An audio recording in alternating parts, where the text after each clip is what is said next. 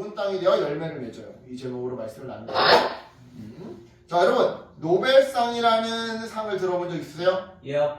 그죠? 노벨상. 우리나라에서는 2000년에 김대중 전 대통령이 노벨 평화상을 받았고요. 얼마 전에 2024년에 한강 작가가 노벨 문학상을 받았었어요. 세계에서 가장 뛰어난 과학자 또는 평화운동가 또는 문학가들에게 주어지는 아주 유명한 상이 노벨상인데요. 근데 여러분 이 상을 만든 알프레드 노벨이라는 사람은요 원래 다이너마이트를 발명한 과학자였어요. 그렇다면 이 노벨은 어떻게 다이너마이트를 발명하게 되었느냐? 자, 당신은 유럽에서 산업혁명이 일어난 이후였어요.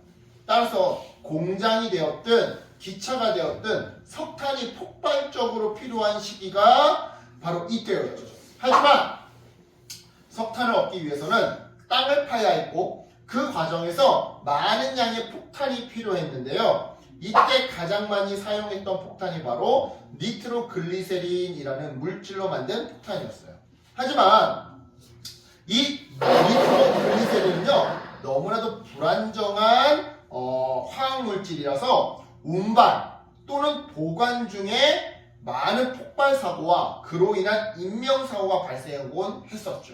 이에 사람들에게 보다 안전한 복약이 필요하겠어 라고 생각한 노벨은요 결국 연구 끝에 보다 안전한 그래서 운반과 보관이 쉬운 다이너마이트를 만들어냈던 건데요. 이 다이너마이트로 노벨은요 큰 돈을 벌게 되었어요. 동시에 사람들로부터 많은 칭찬을 듣게 되었죠.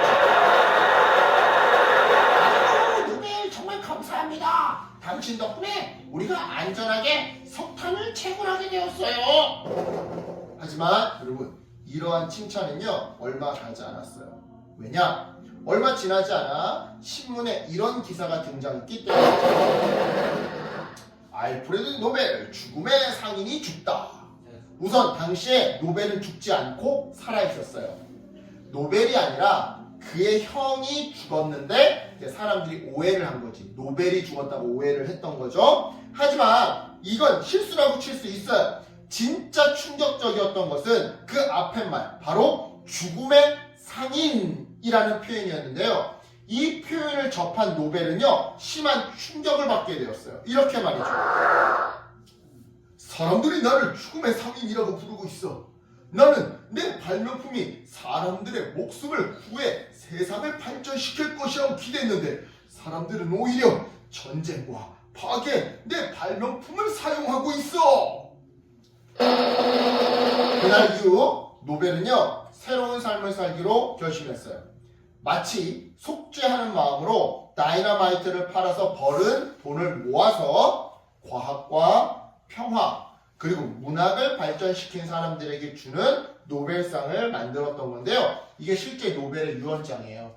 이처럼 오늘 성경에도요. 마음을 고쳐먹을 때 그러니까 우리의 마음이 좋은 땅이 되어서 하나님이 주신 말씀의 씨앗을 우리 마음밭에서 잘 키울 때 삶에 놀라운 변화가 일어나고 그 결과 새로운 삶을 살게 된다는 이야기가 나와요. 정말 그러한지 우리 말씀 들어가 볼게요. 자, 어느 날 예수님께서 많은 사람들에게 이 씨 뿌리는 농부의 이야기를 들려주셨어요.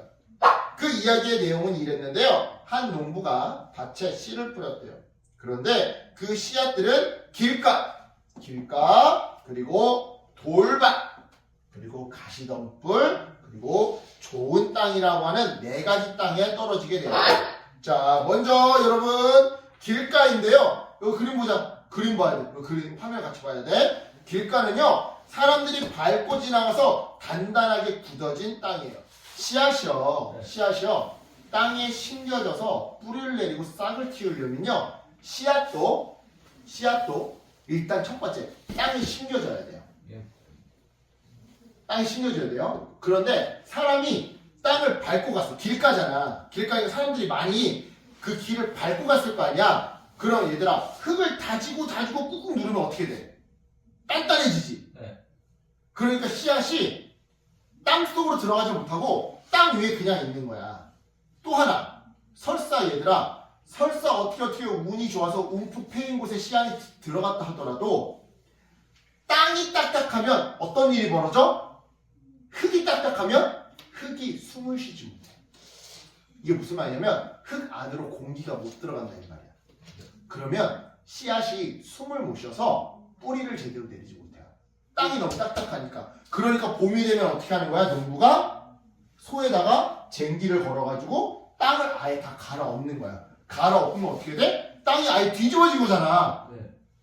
겨울 동안 딱딱하게 굳어있던 땅이 갈아엎어지니까 그 사이에 어떤 일이 벌어지는 거야? 공기가 들어가는 일이 벌어지는 거야. 네. 그러니까 땅이 갈아엎어졌으니까 씨앗도 잘 들어가거니와 두 번째로는 흙이 숨을 쉬게 되는 거지. 그런데 그런 일이 일어나지 않아. 맨날 사람들이 밟고 지나가기만 했어. 꾹꾹 누르기만 했어. 그러면 어떻게 돼? 땅이 단단하게 굳어져 있겠지. 즉 씨앗이 땅속으로 못 들어가는 거야. 따라서 씨를 뿌려도 이 씨앗이 그냥 땅 위에 이렇게 덩그러니 놓여있게 되니까 어떤 일이 벌어지는 거예요? 새들이 와서 다 채가버리는 거야. 씨앗이 땅속에 심겨지기도 전에 새들이 와서 다 치워버리는 거지. 이어서 돌밭은요 말 그대로 땅에 돌이 많은 땅이에요.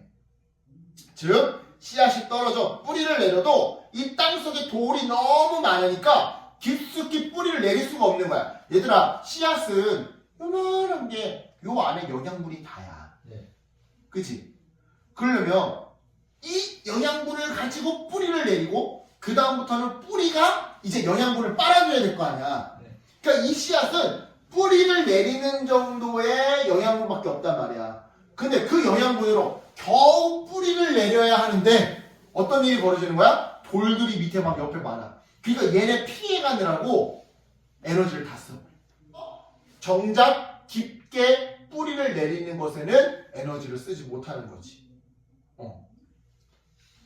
그러니까 깊게 뿌리를 내릴 수 없는. 그래서 싹이 나도 설령 뿌리가 깊지 않으니까 물을 많이 빨아들일 수 없어서 영양분을 많이 빨아들일 수 없어서 금방 말라 죽게 만들어버리는 땅이 바로 이 돌밭인 거예요. 계속해서 가시덤불은요 씨앗이 뿌리를 내리고 싹을 피워도 가시들이 머리 위에 있으니까 높게 자라지 못하는 거야. 조금만 높게 자라보려고 하면 가시가 막 찌르니까. 또 가리는 게 많아. 그러니까 햇빛도 많이 못 받아. 그죠? 그래서 결국 열매를 맺지 못하게 만드는 땅이에요. 설령 운이 좋아서 어떻게 열매를 맺었다 하더라도 자, 이 열매가 점점 커져야 되는데 양옆에 막 위에 가시가 많으니까 어떻게 하는 거야? 찔려서 열매가 제대로 자라지 못하게 되는 거죠. 그렇게 만드는 땅이 바로 가시덤불 땅이에요. 그 다음 마지막으로 좋은 땅이란 어떤 땅이냐? 길가도 아니고 돌도 없으면서 가시덤불도 없는 그런 밭이에요. 즉 씨앗이 잘 심겨지고 평지라기보다는 이렇게 숨쉬는 땅, 공간이 있고 숨쉬는 땅, 그죠? 말랑말랑 폭신폭신한 땅. 그래서 씨앗이 잘 심기고 잘 뿌리를 내리고 잘 자라서 100배나 열매를 맺는 땅이 바로 좋은 땅인 거죠. 이처럼 땅에 대해 설명하신 예수님은요 이어서 이렇게 말씀하셨어요. 이 씨앗은 하나님의 말씀을 뜻한단다. 그리고 밭은 우리의 마음을 의미하지. 그러니까 우리의 마음밭이 어떤 땅과 같으냐에 따라 말씀이 심어져서 뿌리를 잘 내리고 가지를 쑥쑥 뻗어서 풍성한 열매를 맺을 수 있는 것이란다. 자, 그렇다면 이쯤에서 여러분 물어볼게요. 여러분들의 마음은 어떤 밭과 같은가요? 길가? 돌밭? 가시떨기? 좋은 밭?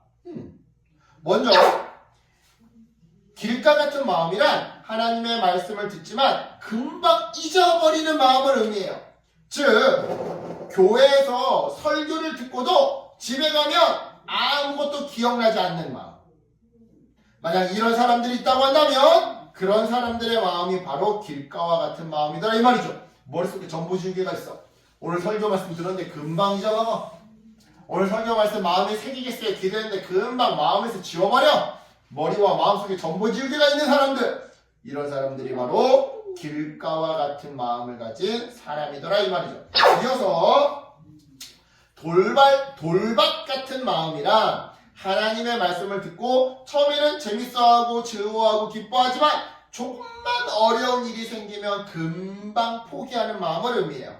예를 들어 친구가 나를 놀렸다고 금세 하나님을 잊고 욕을 한다거나 주먹을 휘두른다면 그 사람의 마음이 바로 돌밭 같은 마음이더라 이 말이죠. 자, 들어오세요. 앉으세요. 돌밭. 자, 그러니까 이런 거야. 목사님 분명 집중. 그거 내려놓고 집중. 목사님 분명 설교 시간에 싸우지 않아요 라고 했는데 설교 끝나자마자 동생을 괴롭힌다거나 동생한테 욕을 한다거나 그러면 된다 안 된다? 안 된다. 이런 사람들이 돌밭 같은 마음일 수 있다 이 말이에요. 자, 계속해서 가시덤불 같은 마음이란 하나님의 말씀을 듣지만 세상의 걱정과 욕심이 더 커서 말씀을 금방 잊어버리는 마음을 의미해요. 가령 게임이나 핸드폰이나 장난감에 너무 집중해서 기도하는 것을 잊어버린다거나 큐티하는 것을 잊어버린다거나 또는 시험기간이라고 교회를 안 나오는 경우처럼 말이죠. 마지막으로 좋은 땅과 같은 마음이란 하나님의 말씀을 듣고 마음에 새겨서 행동으로 실천하는 마음을 의미해요. 즉 말씀을 들은 그대로 기도하고 친구들을 사랑하고 정직하게 살아가는 사람이 말씀 들은 대로 기도하고 말씀 들은 대로 큐티 열심히 하고 말씀 들은 대로 열심히 전도하고 설교 말씀 들은 대로 옆 사람과 싸우지 않고 친절하게 사이좋게 지내는 거. 네. 이런 마음을 가진 사람이 바로 좋은 땅의 마음을 가진 사람이더라 이 말이죠. 다시 한번 물어볼게요. 여러분의 마음은 이 네 가지 중에서 어떤 마음밭인 것 같으세요? 만약 지금까지 여러분의 마음이 길가 같았다거나 돌밭 같았다거나 또는 가시덤불 같았다면, 그러니까 말씀을 듣고 금방 까먹어, 또는 말씀을 들어도 위기가 터지면 금세 까먹고 옛날 방식처럼 막 지지고 볶고 싸우고 욕하고 막 그래, 또는 걱정과 염려 때문에 말씀을 실천하지 못해. 만약 이랬다면 이제 오늘 이 말씀을 들은 뒤로는 모두 다 좋은 땅과 같은 마음이 되었으면 좋겠어요. 설교를 열심히 잘 듣고 잊어먹지 않으려고 노력하고 삶으로 실천하는, 그리고 어떤 위기 상황에서도 그 말씀대로 살려고 노력하는 그런 사람이 되었으면 좋겠어요. 하나님의 말씀을 귀 기울여 듣고 그것을 실천하는 어린이가 되었으면 좋겠다 이 말이에요. 그러면 우리 함께 외쳐볼게요. 시작. 예수님의 말씀을 듣고 좋은 땅이 될래요. 우리 한 번 더. 시작. 예수님의 말씀을 듣고 좋은 땅이 될래요. 오늘 말씀을 기억하면서 하나님의 말씀을 마음에 잘 심고 멋진 열매를 맺는 어린이가 되기를 예수님의 이름으로 축복합니다. 아멘. 기도할게요. 하나님 감사합니다.